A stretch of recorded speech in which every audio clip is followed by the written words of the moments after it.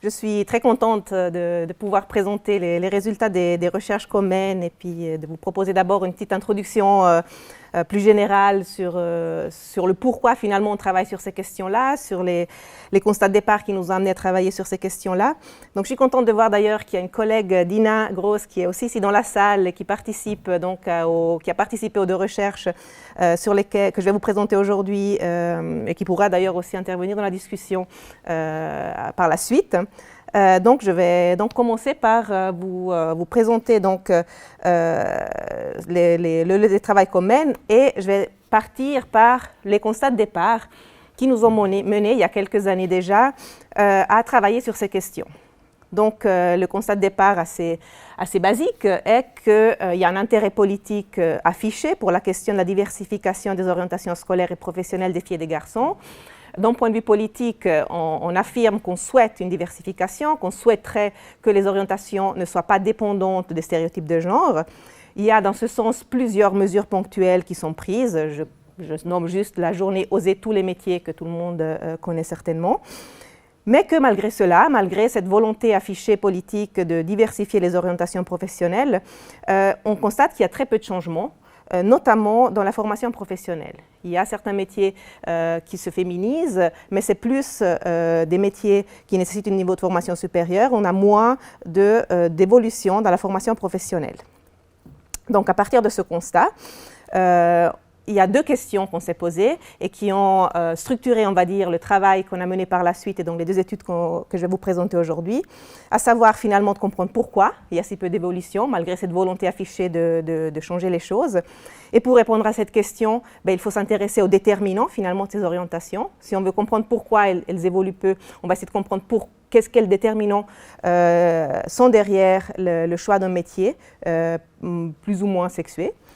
Et puis, la deuxième type de question, c'est qu'est-ce qui se passe finalement pour les filles et les garçons qui se lancent quand même dans une formation professionnelle atypique du point de vue du genre. Et donc, finalement, quels sont les effets des orientations atypiques. Je vais donc commencer par l'analyse des déterminants des orientations scolaires et professionnelles. Donc, le point de départ qui a structuré notre travail est de se dire que le système de genre est en principe organisateur des orientations. Ça veut dire quoi? Ça veut dire que finalement, on choisit une formation professionnelle ou une formation tout court aussi en raison d'enjeux qui sont liés au genre et notamment au marché du travail qui est sexué et à la socialisation genrée. Donc je vais évidemment développer ces deux points qu'a déjà évoqué Nadia Lamamra avant un petit peu. Donc, qu'est-ce que ça veut dire? Ça veut dire qu'en amont, les jeunes perçoivent un marché du travail qui est sexué. Le marché du travail, il est sexué pourquoi? Parce qu'il est ségrégué, c'est-à-dire qu'il est structuré par un principe de division et de hiérarchie. Donc, on sait que beaucoup de métiers ont un sexe. Il y a des métiers qui sont perçus comme étant typiquement masculins et des métiers qui sont perçus comme étant typiquement féminins. Il y a aussi une question statistique. Il y a des métiers qui sont objectivement investis majoritairement, voire très majoritairement par des hommes, et des métiers qui sont majoritairement investis par les femmes. Donc, on parle de ségrégation horizontale du marché du travail. Et la question est de savoir dans quelle mesure les jeunes, quand ils et elles s'orientent vers un métier, sont conscients et conscientes de cette ségrégation. Donc, cette ségrégation horizontale associe une partie des métiers à un sexe. Maintenant, il y a également un autre type de ségrégation, qu'on appelle la ségrégation verticale, et qui se réfère cette fois-ci à la hiérarchie. Ça veut dire que ce qu'on constate, c'est que les métiers qui sont très féminisés sont moins bien rémunérés que les métiers qui sont très masculinisés. Donc ça, à niveau de formation d'égal, par exemple, à année d'apprentissage égale, on constate que les métiers où il y a beaucoup d'hommes sont en moyenne mieux payés que les métiers où il y a beaucoup de femmes. On constate également que les femmes occupent moins facilement des postes de cadre que les hommes, y compris dans les métiers très féminisés. Donc on voit bien qu'il y a cette question de hiérarchie. Il y a une division et il y a une hiérarchie. Et la question qui se pose à la suite notamment des travaux de Durubella est de savoir dans quelle mesure finalement l'orientation scolaire et professionnelle est une orientation qui se conforme aux normes de genre dans une logique finalement de choix rationnel. Pourquoi est-ce qu'on sortirait des sentiers battus pour s'aventurer vers des métiers dans lesquels on n'est pas forcément attendu? Donc on va questionner cette perspective-là, savoir dans quelle mesure ça peut relever d'un choix rationnel et surtout dans quelle mesure les jeunes ont conscience de cette sexuation du marché du travail et souhaitent s'y conformer. Donc ça, c'est ce qui se passe en amont. En aval, il y a une socialisation auquel les jeunes sont soumis qui démarre à la naissance, même avant la naissance. La première question est de savoir est-ce que ce sera un petit garçon ou une petite fille. Et évidemment, il y a tout un système de normes qui vont avec. Donc, il a été montré que la socialisation différentielle des sexes est à l'œuvre dès la naissance. On n'a pas les mêmes attentes vis-à-vis d'un petit garçon, vis-à-vis d'une petite fille. On va plus stimuler les petits garçons à être autonomes, etc. On va plus protéger les petites filles. Enfin, toute une série de comportements et d'attitudes qui vont peu à peu renfermer les jeunes dans des comportements stéréotypés, dans des rôles sociaux de sexe. Cela est vrai donc tout au long de l'enfance et se cristallise, comme l'a dit aussi Nadia Lamamra avant, notamment à l'adolescence. Et Françoise Vouillot a mené beaucoup de travaux qui montrent justement comment l'adolescence finalement est un moment clé à la fois de l'orientation, parce que c'est à ce moment-là qu'on choisit finalement quelles études on va faire, quelle formation professionnelle on va suivre, mais aussi d'affirmation identitaire. C'est à ce moment-là qu'on a besoin de montrer qu'on se conforme ou pas aux normes de genre. Donc, elle appelle ça aussi l'emprise du genre sur les jeunes à ce moment-là, qui est un moment clé d'orientation. Et donc, du coup, la transgression des normes de genre peut représenter un coût. Donc, Sandrine Marot, donc, qui travaille ici beaucoup avec Françoise Vouillot, a montré effectivement que pour les garçons, le fait de transgresser les normes de genre, en s'intéressant, en s'orientant vers des métiers typiquement féminisés, peut représenter une menace identitaire. Parce que ce n'est pas forcément très bien vu qu'un garçon s'intéresse à un métier de fille. C'est dévalorisant. C'est moins le cas pour les filles. Les filles qui souhaitent exercer un métier masculinisé, comme les métiers masculinisés sont plus valorisés socialement, sont moins sujettes à ces coûts identitaires, on va dire. Par contre, il y a d'autres travaux, là je cite les travaux de Le Marchand, mais plus loin je parlerai également des travaux de Nadia Lamamra, qui montrent que le coût concret de s'orienter vers des métiers atypiques et de suivre une formation notamment professionnelle atypique sont différents pour les garçons et pour les filles. Si d'un côté le coût identitaire est plus lourd pour les garçons d'aspirer à un métier atypique, les garçons qui néanmoins s'intéressent et rentrent dans une formation atypique sont globalement beaucoup mieux accueillis dans ces formations que les filles qui font ce type de formation atypique, qui, elles, vivent beaucoup plus de discrimination. J'y reviendrai plus en détail plus tard. Donc voilà, ça c'est les deux gros blocs d'analyse que je résume rapidement dans un modèle théorique que je ne vais pas détailler. C'est juste pour donner un peu l'idée générale, c'est-à-dire que finalement, la question, c'est de savoir comment c'est possible qu'on part de l'école obligatoire où on a une certaine mixité, enfin en principe les classes sont mixtes, et on arrive à un monde professionnel qui est ségrégué, comme je l'ai dit avant, avec une ségrégation à la fois horizontale et verticale du marché du travail. Qu'est-ce qui se passe donc au niveau des aspirations et des orientations qui explique ce passage de la mixité à la non-mixité, pour le dire vite, avec toute une série donc, de potentiels facteurs qui permettent d'expliquer cela, qui vont du contexte idéologique. Donc, si on évolue dans un contexte qui est très progressiste, dans lequel la norme est de se dire que c'est normal que garçons et filles puissent exercer les métiers qu'ils et elles souhaitent, ça va être différent que si on évolue dans un contexte dans lequel on estime que finalement le rôle des femmes, c'est plutôt de rester à la maison, s'occuper des enfants. Je caricature, mais voilà évidemment que ça a une influence. De même, le contexte institutionnel joue un rôle. S'il existe beaucoup de volonté politique pour changer les choses, il y a quand même plus de chances pour que la diversification des aspirations professionnelles puisse voir le jour que si le contexte politique est totalement imperméable à cette volonté de changement social. Et de même, le contexte psychosocial joue un rôle, comme je l'ai dit auparavant. L'identité des jeunes, le fait que les jeunes souhaitent se conformer aux normes de genre ou pas, donc ça c'est plus une question identitaire personnelle, va évidemment influencer la probabilité qu'ils ou elles s'orientent vers des métiers atypiques. Donc pour creuser tout ça, je vais aller sur du plus concret maintenant. On a donc mené une première enquête entre 2010 et 2013 dans le cadre du PNR 60, qui est donc un pôle national de recherche financé par le Fonds national de la recherche scientifique sur la question de l'égalité entre hommes et femmes. Donc il y avait beaucoup de projets qui s'intéressaient à ces questions d'égalité entre hommes et femmes, et nous avons donc eu une subvention pour pouvoir mener notre enquête qui avait comme but de comprendre les causes de la division sexuelle des orientations professionnelles en Suisse. Donc on était une équipe large, composée de chercheuses et chercheurs de l'UNIL, mais aussi du SRED, donc du Centre Service de recherche en éducation de Genève. Donc il y avait donc Carolina Carvalho, Jacques-Antoine Gauthier, moi-même, Edith Guillet, Dina Gross, donc, qui est là, Dominique Joie et Elisabeth Moubarak. Et donc dans le cadre de cette enquête d'envergure, nous avons interrogé plus de 3000 élèves, dont 5 cantons, Enfin, donc 4 cantons plus Argovie, je vous expliquerai. Donc on visait une représentativité de la Suisse. Ça a été compliqué. Il y a un seul canton où on nous a accordé le droit de passer nos questionnaires, c'était Argovie. Mais en Argovie, on a passé les questionnaires à une classe, si je ne me trompe pas. Donc bref, on a du style 20 personnes d'Argovie. Et les autres sont soit du Tessin, soit de Genève, soit de Vaud, soit de Berne francophone. Donc on a vraiment, c'est une enquête de Suisse latine, on va dire. En tout cas, ce n'est pas représentatif de toute la Suisse. On a également proposé aux parents de ces jeunes de répondre au questionnaire. Donc, il y a 53% des parents qui ont accepté de répondre, donc un peu plus que la moitié, essentiellement des mères, en fait. Et on a également interrogé les enseignantes et enseignants qui avaient minimum 4 heures de contact avec les élèves. Donc là, je ne vais pas en parler parce que d'un point de vue méthodologique, c'est assez difficile de lier ces réponses, donc je ne vais pas parler de ça ce soir. Donc, qu'est-ce qu'on a fait avec ces jeunes? On leur a en fait passé un questionnaire où on leur a posé toute une série de questions autour de leurs aspirations professionnelles. Donc, c'était des jeunes en fin de scolarité obligatoire, âgés entre 13 et 16 ans, auxquels donc, on a soumis un questionnaire qui permettait de connaître leurs aspirations professionnelles, mais également leur adhésion au sexisme, donc dans quelle mesure ils et elles justifient les inégalités entre les sexes ou ont plutôt une vision progressiste des rapports sociaux de sexe, leur identité de genre, leur réseau, l'estime de soi, etc. Donc on avait beaucoup de choses. Là, ce soir, je vais juste présenter 2 ou 3 résultats plutôt autour de l'effet justement de la socialisation et de la perception du marché du travail. Donc, les résultats complets, vous pouvez les trouver en ligne sur le site du SRED.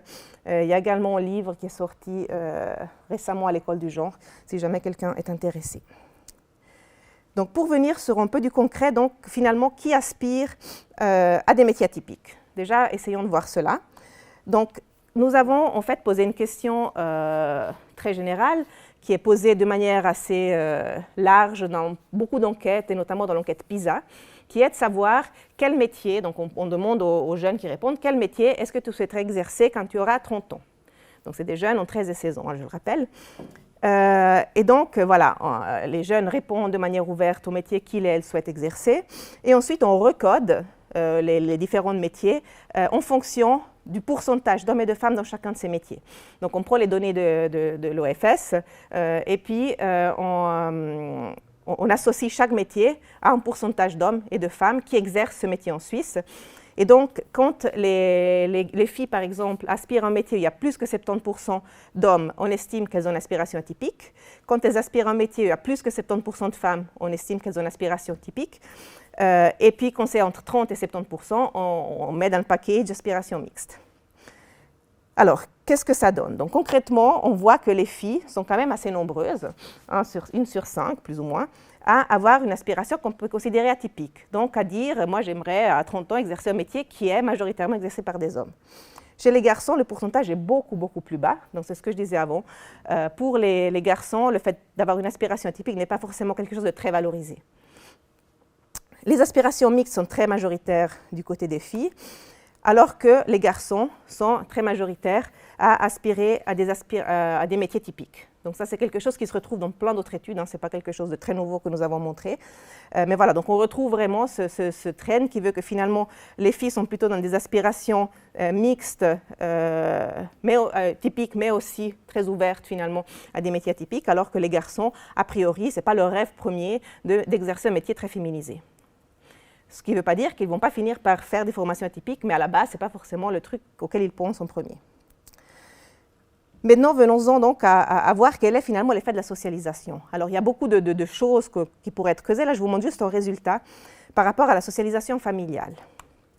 Donc, comme je vous l'ai dit, on a posé à ces jeunes des questions autour de leur représentation des rapports sociaux de sexe.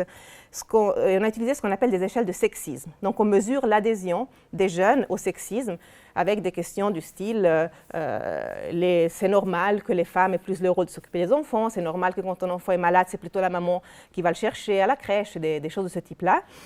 Donc, c'est des mesures de sexisme. Donc, on a posé ces questions aux jeunes, mais on a également posé ces questions aux parents. Donc, aux 53% des parents qui ont accepté de répondre. Donc, nous avons un indicateur de sexisme assumé, investi, auquel adhèrent les parents qui ont répondu à l'enquête. Donc là, ce qu'on a essayé de voir, c'est dans quelle mesure, finalement, le sexisme des parents influence la sexuation des aspirations des élèves. Donc, est-ce que finalement, c'est l'hypothèse qu'on avait, les élèves qui évoluent dans des familles dans lesquelles il y a une plus forte adhésion au sexisme sont plus dans une reproduction des stéréotypes de genre au niveau des aspirations professionnelles. Alors, ce qu'on constate, c'est que pour les garçons, donc c'est la ligne en violet clair, je sais pas, celle du haut, quoi, on voit que les garçons sont peu impactés dans leurs aspirations professionnelles par le degré d'adhésion du sexisme des parents. La ligne, elle est plate, ça veut dire qu'indépendamment du sexisme bas ou élevé des parents, les garçons aspirent à des métiers plutôt masculinisés. Donc, les métiers de femmes se trouvent en bas, les métiers d'hommes se trouvent en haut. Là, c'est des métiers où, en moyenne, il y a le 0,75% d'hommes. Donc, on voit qu'on retrouve cette logique d'une aspiration à des métiers très masculinisés de la part des garçons, indépendamment du degré de sexisme des parents qui ont répondu au questionnaire. Par contre, les filles, logiquement, aspirent à des métiers moins masculinisés, ça on le savait déjà parce qu'il y a cette reproduction finalement du genre, mais la barre, elle est plus complètement plate, elle descend, et ça indique, et cette descente est statistiquement significative, et ça indique en fait que les filles qui évoluent dans une famille qui adhère fortement au sexisme sont plus dans des aspirations typiques que les autres filles. Donc concrètement, le degré d'adhésion au sexisme des parents influence la probabilité que les filles aspirent à des métiers atypiques. Moins la famille ou la personne qui a répondu au questionnaire adhère au sexisme, plus c'est facile pour les filles d'aspirer à des métiers atypiques, donc à des métiers mixtes ou masculinisés. Alors que les filles qui évoluent dans des familles qui adhèrent plus fortement au sexisme sont plus dans cette reproduction des normes de genre au niveau des aspirations professionnelles. Voilà, donc on voit bien qu'il y a un effet de socialisation qui joue. Là, en l'occurrence, la socialisation familiale. On peut évidemment s'intéresser aussi à la socialisation à l'école, etc. Pour l'instant, on s'est intéressé à ça parce que les données les plus solides qu'on a portent sur les liens entre parents et enfants. Et c'est plus compliqué de trouver des liens directs avec les enseignants et les enseignantes parce qu'il y a une multitude de personnes qui interviennent. Et c'est beaucoup plus difficile de trouver des liens qui sont qu'on peut clairement attribuer au degré de sexisme auquel adhéreraient les enseignantes et les enseignants. Maintenant, pour revenir à l'autre pont, donc la question plus de la projection dans l'avenir, donc de la perception de la sexualisation du marché du travail et de l'influence que cela peut avoir, on a demandé à ces jeunes dans quelle mesure, donc je rappelle, c'est des jeunes entre 13 et 16 ans, en fin de scolarité obligatoire, dans quelle mesure ils et elles souhaiteraient à l'avenir travailler à plein temps, travailler à temps partiel pour s'occuper de la famille et travailler à temps partiel pour d'autres raisons. Alors, ce qu'on a constaté, et ça nous a... moi, personnellement, à l'époque, ça m'a beaucoup étonnée parce que je ne m'attendais pas à un résultat aussi fort, à une différence aussi forte, à un âge aussi jeune. Hein.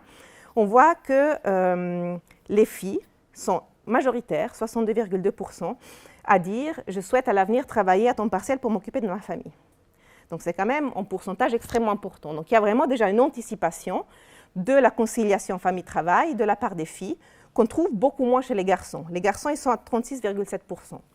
Vous me direz, 36,7%, ce n'est pas rien non plus. Donc, il y a quand même un tiers des garçons qui anticipent aussi une conciliation famille-travail. Donc, est-ce que c'est une bonne chose? Ça veut dire que c'est un signe de l'évolution? Ou est-ce que c'est un signe ou est-ce que c'est autre chose? J'y reviendrai tout à l'heure. Mais ce qui me semble important, c'est quand même de noter qu'il y a une différence substantielle. Hein. Donc, les garçons sont quand même... la majorité des garçons, enfin le pourcentage le plus important des garçons souhaitent travailler à plein temps, donc c'est le modèle classique, alors que pour les filles, c'est vraiment le travail à temps partiel. Même s'il y a un tiers de ces garçons qui envisagent de s'occuper de leur famille, de travailler à temps partiel pour cela. Alors, ce qu'on a fait, je ne vais pas vous présenter tous les détails statistiques, mais on a essayé de voir finalement quel lien il y avait entre ces réponses-là, le fait de vouloir travailler à plein temps ou à temps partiel, et le type de métier auquel ces jeunes aspirent. Et ce qu'on a constaté, c'est qu'en fait, les filles qui disent « je souhaite à l'avenir travailler à temps partiel pour m'occuper de ma famille », aspirent à des métiers plus féminisés que les autres filles. Donc, il y a une grande cohérence. Enfin, une grande cohérence. En tout cas, on peut comprendre pourquoi c'est tel type de métier qui est choisi, qui est très féminisé, qui favorise le temps partiel. Et donc, les filles qui disent « je souhaiterais travailler à temps partiel pour m'occuper de ma famille », choisissent aussi, enfin, ou parlent, ou nous indiquent des métiers qui favorisent en quelque sorte le temps partiel et qui sont très féminisés. Alors que chez les garçons, il n'y a aucun lien. Donc, concrètement, ça veut dire que les garçons peuvent nous dire « je souhaiterais travailler à temps partiel pour m'occuper de ma famille », tout en disant par ailleurs qu'ils souhaiteraient être chef d'entreprise. On sait très bien que ça va être compliqué de pouvoir travailler à temps partiel dans certains métiers qui sont très masculinisés, par exemple. Donc voilà, la question qui s'est posée, c'est est-ce que finalement cette volonté affichée par certains garçons de vouloir travailler à temps partiel, est-ce que c'est quelque chose qui est ancré dans une conception différente du temps partiel, ou est-ce que c'est parce qu'il n'y a juste pas de modèle de conciliation pour les garçons et que donc ce serait un idéal qui est moins ancré? Donc ça, c'est quelque chose qui est ouvert. Nous n'avons pas vraiment de réponse parce que nous n'avons pas suivi ces jeunes, donc nous ne savons pas concrètement quel choix ils feront quand ils seront plus âgés. Juste peut-être un dernier point par rapport encore à ces données, parce qu'on peut se dire, mais finalement, le fait de vouloir travailler à temps partiel ou pas, le fait d'aspirer des métiers féminisés ou pas, relèverait d'une espèce de nature différente des garçons et des filles. Finalement, voilà, les filles sont par nature peut-être plus portées pour certains métiers féminisés et il n'y a pas besoin d'aller chercher des questions de socialisation, etc. Alors, je voulais juste vous montrer encore ce tableau-là qui montre l'importance relative que ces jeunes accordent à l'avenir familial et professionnel. Donc, on leur demande au bout d'un moment, dans quelle mesure, pour vous, c'est important à l'avenir pour l'avenir professionnel, il y avait des questions du style gagner un salaire important, faire carrière, etc. Donc, ce qu'on avait appelé la valeur travail extrinsèque, et fonder une famille, avoir des enfants, etc. Donc, on a mis en concurrence ces deux sphères, et ce qu'on constate, c'est que les filles qui aspirent à des métiers très féminisés sont plus dans une logique effectivement d'importance accrue accordée à l'avenir familial par rapport à l'avenir professionnel. On retrouve cela aussi un peu pour les filles qui aspirent à des métiers mixtes. Par contre, les filles qui aspirent à des métiers qui sont fortement masculinisés ressemblent beaucoup dans leur anticipation des rôles famille-travail aux garçons. Donc on voit bien finalement que ce n'est pas forcément quelque chose qui est commun à toutes les filles, que forcément toutes les filles, par définition, voudront s'occuper plus de la famille qu'investir dans la sphère professionnelle. C'est vraiment quelque chose qui est spécifique à certaines positions sociales. Et il y a des filles qui sortent complètement de ce schéma-là, comme il y a des garçons qui sortent complètement du schéma de l'homme male breadwinner. Voilà, donc pour conclure, donc on voit qu'il y a plusieurs barrières dans les choix d'un métier. Là, c'est juste deux focus qu'on vous propose, mais qui ressortent aussi dans la littérature. La socialisation différenciée des sexes, donc joue un rôle très important, et l'anticipation des difficultés de conciliation famille-travail également. Donc ça, ce sont vraiment des axes importants. Et concrètement, ça veut dire qu'on ne peut pas juste arriver vers des adolescentes et des adolescents et leur dire « vous pouvez choisir le métier que vous voulez, on est dans une société égalitaire », parce qu'on doit déconstruire toute une construction identitaire qui a démarré au début de la petite enfance. Et par ailleurs, on est confronté à une réalité sociale sur le marché du travail on ne peut pas juste leur dire « vous pouvez faire ce que vous voulez » parce que ce n'est pas vrai. Donc voilà, on voit bien qu'il y a un travail à faire qui est beaucoup plus global.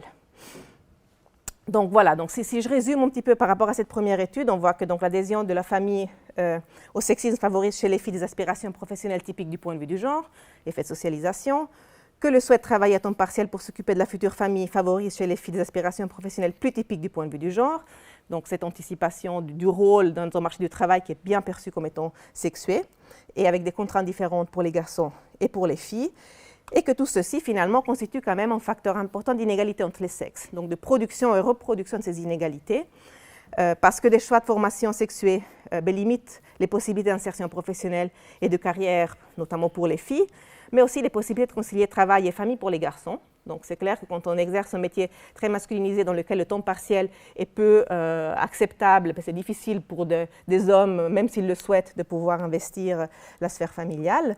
Et donc voilà, de toute évidence, c'est important d'œuvrer pour la déconstruction du genre de la petite enfance et donc soutenir toutes les mesures qui vont dans ce sens au niveau de la formation, déjà à partir de la formation primaire. Et en parallèle, des choix de formation typiques en fin de scolarité obligatoire impliquent par la suite des parcours de vie, des salaires moins élevés pour les filles notamment, plus de temps partiel et une plus grande probabilité d'interrompre ou de cesser l'activité, notamment à la naissance d'un enfant. Donc on sait que dans les couples hétérosexuels dans lesquels les femmes gagnent moins bien leur vie que les hommes, c'est souvent évidemment les femmes qui vont arrêter de travailler ou diminuer de manière importante leur pourcentage de travail parce que ça peut paraître plus pragmatique d'avoir un salaire important qui continue de rentrer et si c'est le salaire de l'homme, même au-delà finalement d'une certaine question idéologique, d'un point de vue purement pragmatique, ça aide à perpétuer finalement ces inégalités. Et donc, c'est des situations qui peuvent être préjudiciables aussi en fin de carrière, en termes de salaire, de rente à baisse, etc., etc. Donc voilà, tout ça pour dire que nous avons évidemment conclu que c'est important de sensibiliser l'ensemble des acteurs de l'école, des psychologues d'orientation des employeurs, au choix professionnel dans une perspective de genre et de parcours de vie, parce que ces choix-là vont avoir une influence à très long terme pour les jeunes. Alors, on peut évidemment se réorienter durant le parcours professionnel, mais voilà, c'est déjà une inégalité d'entrée dans le marché du travail et dans la formation qui est évidente. Voilà, donc maintenant, qu'est-ce qui se passe quand il y a quand même des personnes, des filles notamment, qui décident de s'orienter vers des métiers atypiques. Donc, pour reprendre les termes de Nadia Lamamra, des pionniers, et notamment des pionniers et des pionnières dans l'apprentissage professionnel. Donc, c'est ce qui nous intéresse dans l'étude que nous sommes en train de mener actuellement et ce que je vais maintenant vous raconter en mettant un petit ancrage théorique au début et puis en vous présentant les résultats sur lesquels nous sommes en train de travailler maintenant. Donc concrètement, il y a peu de travaux quantitatifs qui se sont intéressés à cette question de l'impact des orientations atypiques sur les trajectoires des jeunes. Notre ancrage théorique principal est basé sur des travaux plutôt qualitatifs, comme ceux menés justement par Nadia Lamamra en Suisse ou par Le Marchand en France. Donc c'est des travaux qui montrent finalement dans quelle mesure, surtout pour les filles, il y a des difficultés lorsqu'elles sont en formation professionnelle atypique. J'y reviendrai tout à l'heure. Alors, sur ces bases-là, donc, nous avons essayé d'obtenir un financement pour pouvoir mener une étude quantitative, parce que voilà, c'est un petit peu, enfin, pas uniquement, parce qu'on a aussi des entretiens, donc pour essayer effectivement de comprendre comment ces trajectoires de formation peuvent être impactées par le genre, et plus précisément par le vécu de discrimination, sexiste mais aussi homophobe. Donc on a voulu intégrer de manière centrale cette question d'orientation sexuelle et comment finalement ces orientations atypiques peuvent être plus difficiles pour par exemple les filles ou les jeunes qui ne se définissent pas comme étant hétérosexuels et comment cela peut même aboutir à des décrochages dans la formation. Donc c'est ce qui nous intéresse actuellement. Alors, juste pour faire un bref état des lieux de ce qui, enfin état des lieux c'est peut-être un peu beaucoup, mais évoquer quelques travaux qui ont été menés et puis dans la discussion évidemment Nadia Lamamra pourra aussi intervenir pour donner plus de détails.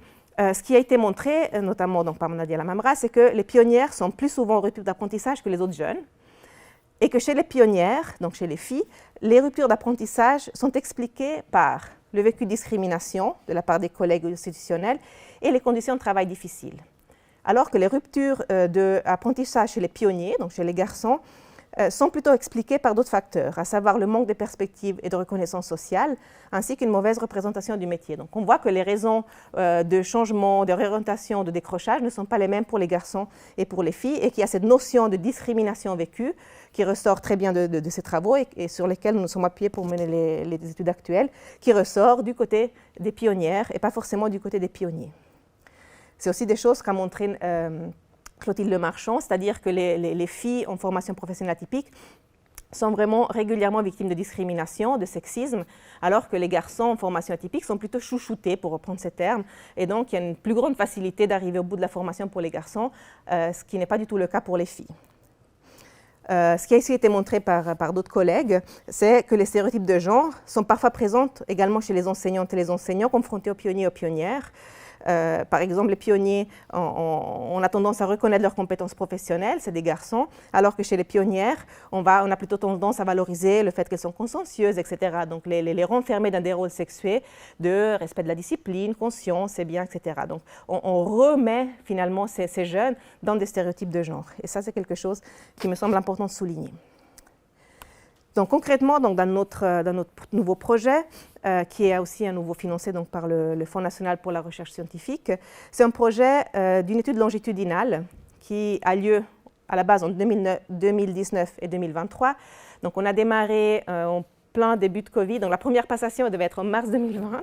Donc autant dire qu'on a perdu une année scolaire. Donc on espère de pouvoir rattraper une année de plus dans le financement, mais c'est loin d'être sûr pour l'instant. À nouveau, toujours avec les mêmes personnes impliquées, donc à la suite de l'étude que je vous ai présentée avant avec Edith Guillen, on s'est relancé dans l'aventure d'essayer d'obtenir ce financement. Et il y a donc deux personnes qui travaillent principalement sur cette recherche, c'est donc toujours Dina qui est là, et Jérôme Blondet, qui est associé, enfin qui est à l'UNIL, mais aussi à l'Université de Genève. J'évoque aussi le nom de deux stagiaires qui en fait ont fini leur stage, mais qui ont beaucoup contribué aux réflexions théoriques qu'on a pu développer dans ce cadre-là, donc associés à la fois à l'UNIL et au SRED. Donc le but, c'est quoi? Donc, ce qu'on est en train de faire et ce qu'on a fait un petit peu avant pour préparer ça, c'est d'analyser dans quelle mesure les parcours de formation professionnelle sont impactés par le vécu de discrimination sexiste et ou homophobe. Et en parallèle, on veut également comprendre dans quelle mesure le climat normatif des filières, donc le fait d'avoir l'impression d'évoluer dans des filières qui sont plutôt ouvertes ou pas, par exemple à l'homosexualité, donc des filières qui sont caractérisées par plus ou moins d'homophobie, des filières qui sont plus ou moins ouvertes au fait, par exemple, que les filles soient présentes dans des filières très masculinisées, donc plus ou moins caractérisées par du sexisme, impactent les risques de décrochage ou de réorientation. Très concrètement, est-ce que le fait d'avoir vécu des discriminations sexistes ou homophobes va pouvoir expliquer des décrochages scolaires ou des réorientations? Et est-ce que le fait de percevoir le climat comme étant sexiste et homophobe va lui aussi impacter le risque de décrochage scolaire? Et quelque chose qui est très important, donc, c'est de réfléchir en collaboration avec les actrices et les acteurs de terrain à des pistes pour lutter contre les discriminations. Donc, on a inséré cette recherche en cochant la case recherche-action. Donc, on essaye vraiment le plus possible d'interagir avec des actrices et des acteurs de terrain. Donc, c'est une recherche qui est menée à Genève. Donc, c'est surtout sur Genève, en fait, qu'on a des liens avec des actrices et acteurs du terrain. Mais évidemment, l'objectif, c'est de pouvoir élargir ça parce que les résultats ne sont évidemment pas uniquement spécifiques au canton de Genève. Alors, je vais d'abord vous présenter la pré-enquête, en fait, qui a permis finalement l'obtention de ce financement, parce que la recherche est en cours, donc, comme je vous l'ai dit avant. Donc, nous avons déjà récolté un certain nombre de données. Je vais vous présenter 2 ou 3 petites choses que nous avons déjà récoltées.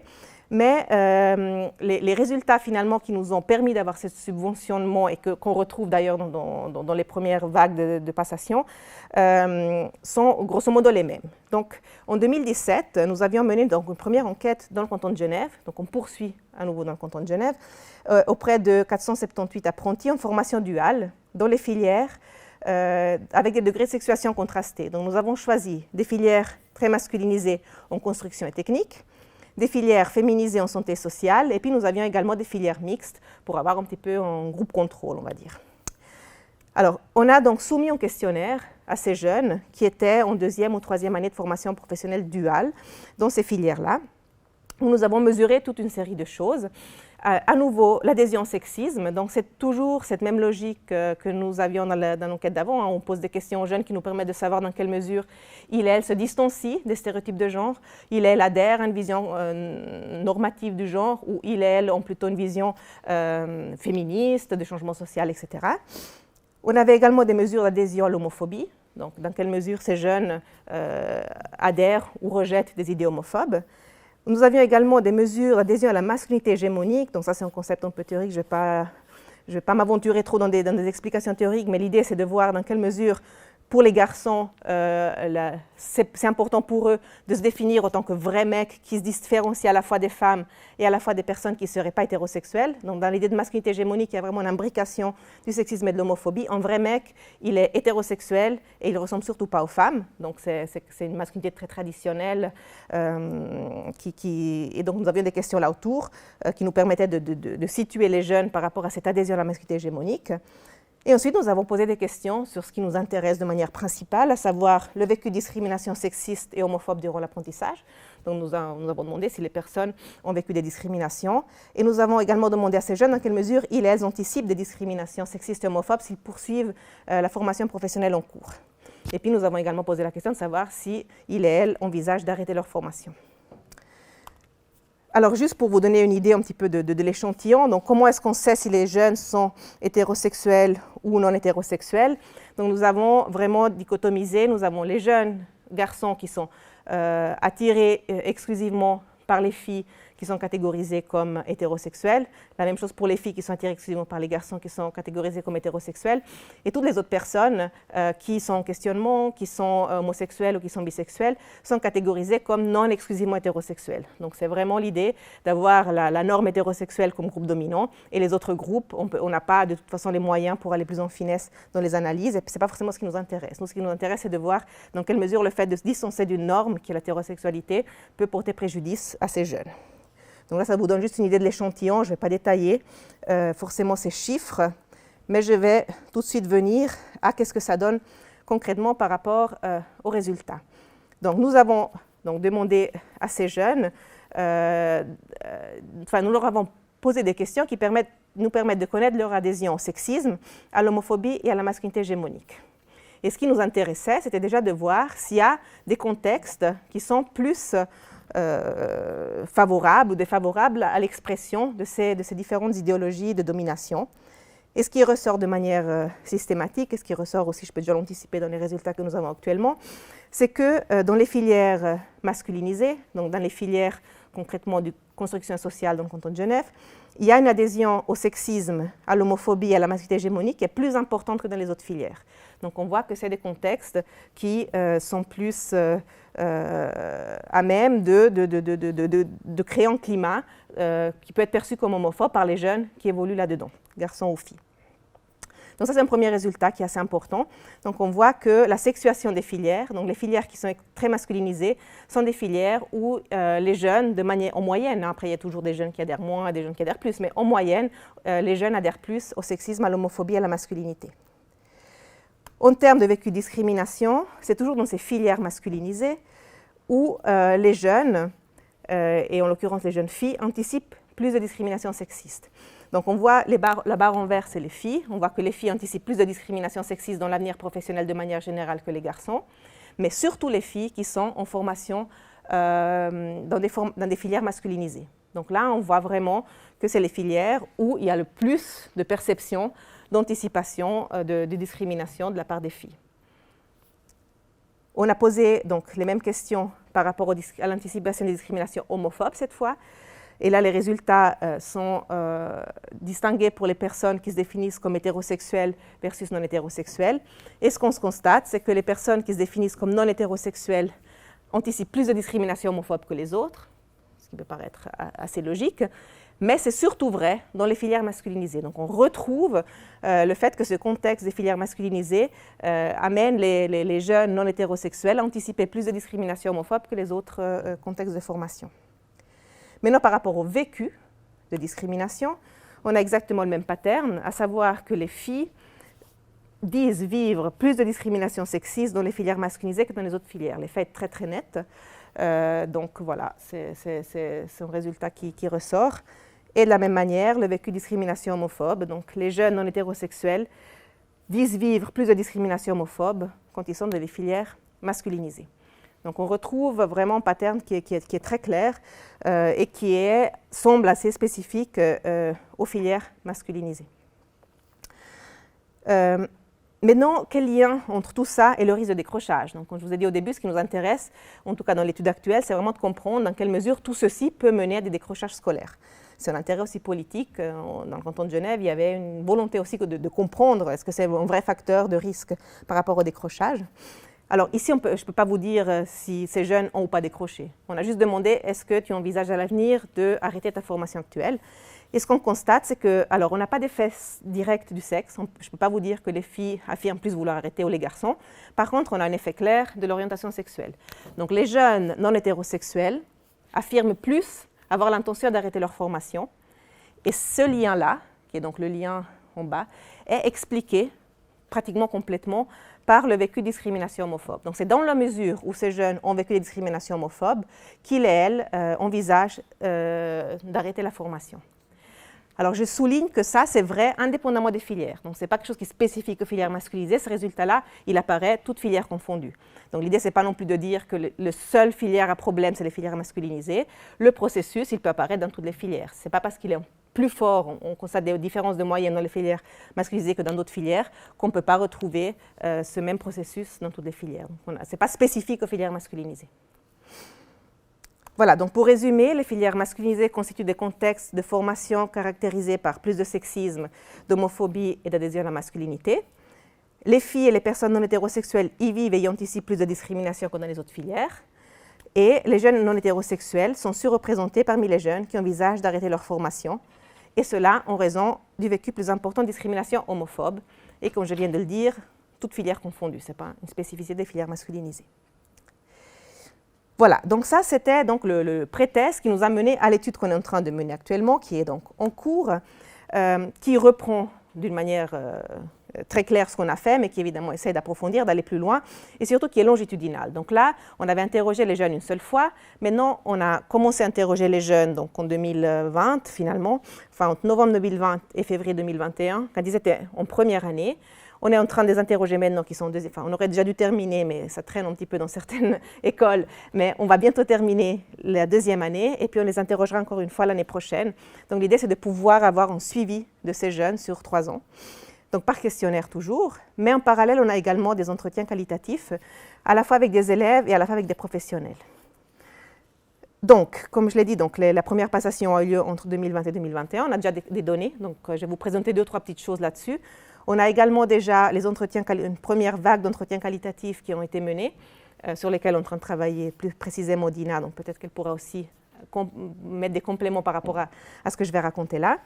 La deuxième passation donc, est en cours, elle va bientôt être terminée, et donc la prochaine, ce sera l'année prochaine. Et voilà, donc le but évidemment, c'est de voir si ces intentions, par exemple, d'arrêter la formation se concrétisent ou pas dans des réorientations, des décrochages. Là, pour l'instant, je ne peux pas vous répondre à ça parce qu'on est dans la deuxième passation, mais l'objectif à terme, c'est de pouvoir avoir des données plus objectives par rapport au décrochage effectif de ces jeunes, et est-ce qu'on peut les expliquer ou pas en fonction de ces vécus de discrimination. Donc, juste pour vous dire que concrètement, on retrouve le même effet qu'on avait avant, que je vous ai décrit avant. Les jeunes non hétérosexuels affirment plus souhaiter arrêter leur formation. Donc, c'est un résultat qui est consistant. On le retrouve, donc il y a toujours cet effet. Les jeunes non hétérosexuels disent plus qu'ils envisagent d'arrêter leur formation. Et à nouveau, c'est expliqué par le vécu de discrimination. Alors ici, on a été un peu plus loin dans l'analyse des vécus de discrimination, parce que dans l'enquête que je vous ai présentée avant, on avait juste une question et on n'a pas distingué forcément l'école et l'entreprise. Alors là, on a distingué. Je ne vous présente pas tous les résultats parce que ça va être un peu redondant, mais là, donc, le vécu de discrimination à l'école, c'est le tableau qui est là. Donc plus les jeunes non hétérosexuels disent avoir vécu des discriminations à l'école, plus ils et elles risquent d'arrêter l'apprentissage, en tout cas affirment avoir l'intention d'arrêter l'apprentissage. C'est vrai aussi en entreprise. Donc on a vu que c'est toujours des jeunes en formation duale, pour la majorité d'entre elles et eux. Donc on retrouve ce résultat-là, qui est donc à nouveau très consistant. Mais là, on s'est dit, voilà, le vécu de discrimination, c'est intéressant, mais ça ne suffit pas forcément. Parce que ce qu'on sait, c'est que les jeunes non hétérosexuels ne dévoilent pas forcément leur orientation sexuelle. D'ailleurs, c'est des données que je ne vais pas forcément vous présenter, mais on voit que les jeunes qui ne sont pas hétérosexuels disent beaucoup plus cacher leur orientation sexuelle que les autres. Donc, ce n'est pas forcément quelque chose qui peut être capté directement par le vécu de discrimination, parce que si on ne dévoile pas l'orientation sexuelle, évidemment, la probabilité qu'on soit victime de discrimination est plus petite. Donc, ce qui nous importait ici, c'était de comprendre dans quelle mesure le climat perçu peut lui-même aboutir à une volonté d'arrêter la formation. Il n'y a pas besoin que je sois victime de discrimination. Le simple fait de percevoir un climat comme étant homophobe ou sexiste pourrait à ce moment-là être suffisant, guillemets, pour me démotiver à continuer.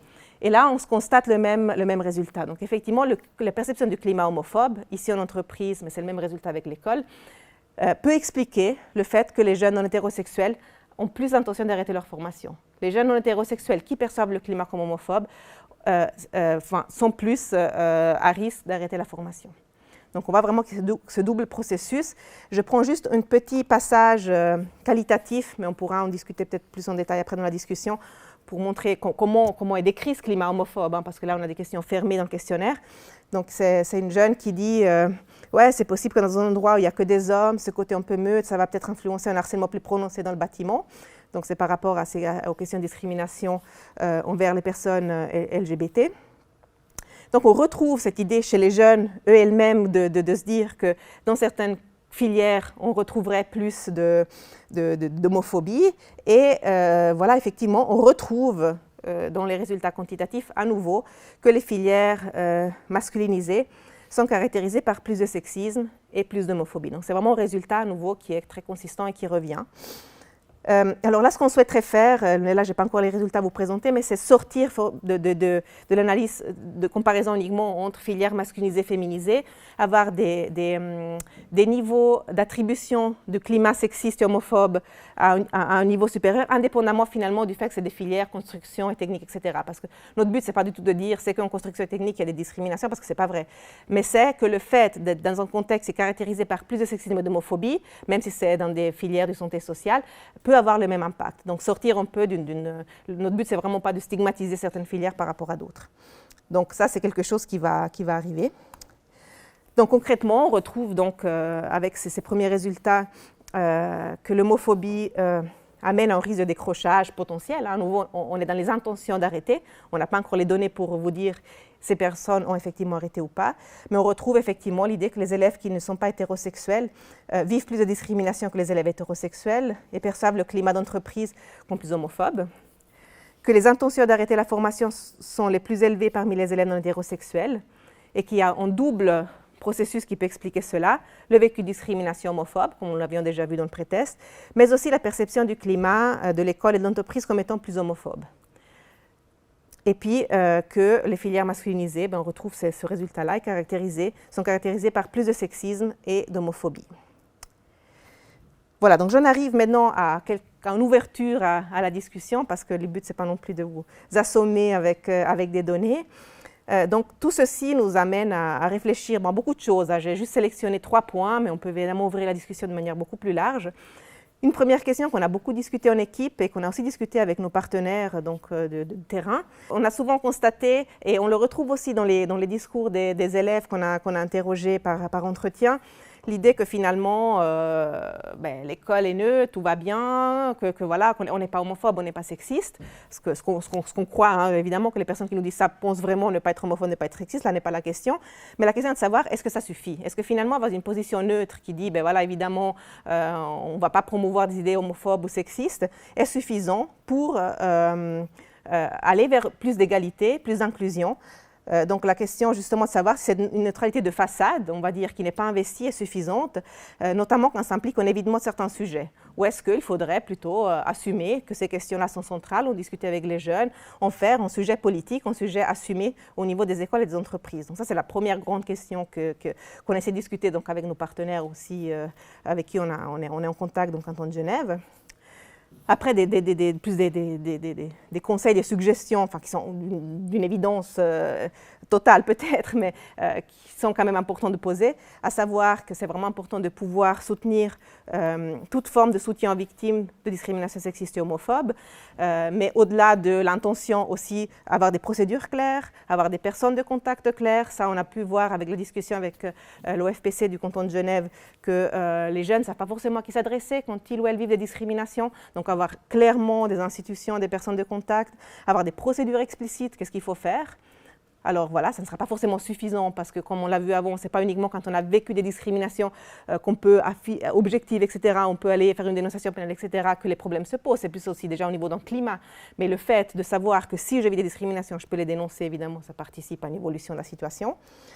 Et puis ce qui nous a aussi été suggéré fortement dans les discussions qu'on a eues justement avec le FPC de Genève, la question de savoir dans quelle mesure on pourrait renforcer encore plus la formation initiale et continue des formatrices et des formateurs, des enseignants et des enseignants, des chefs d'entreprise, etc., à l'impact des discriminations sexistes et homophobes, en les sensibilisant au fait que ça impacte vraiment le parcours des jeunes, que quand on est là dans une classe et puis qu'il y a des insultes homophobes, etc., ce n'est pas juste désagréable, ça peut faire que des jeunes arrêtent cette formation. Ça peut avoir un impact sur la vie de ces jeunes. Et donc, le fait de se dire qu'on ne peut pas juste faire semblant qu'on n'a pas entendu ou se dire « Ah non, il ne faut pas dire des gros mots », ce n'est pas juste ça. C'est vraiment prendre en charge la question du sexisme et de l'homophobie comme étant quelque chose de structurel contre lequel il faut lutter si on ne souhaite pas que des jeunes puissent avoir des parcours de formation qui sont interrompus en raison de ces vécus-là.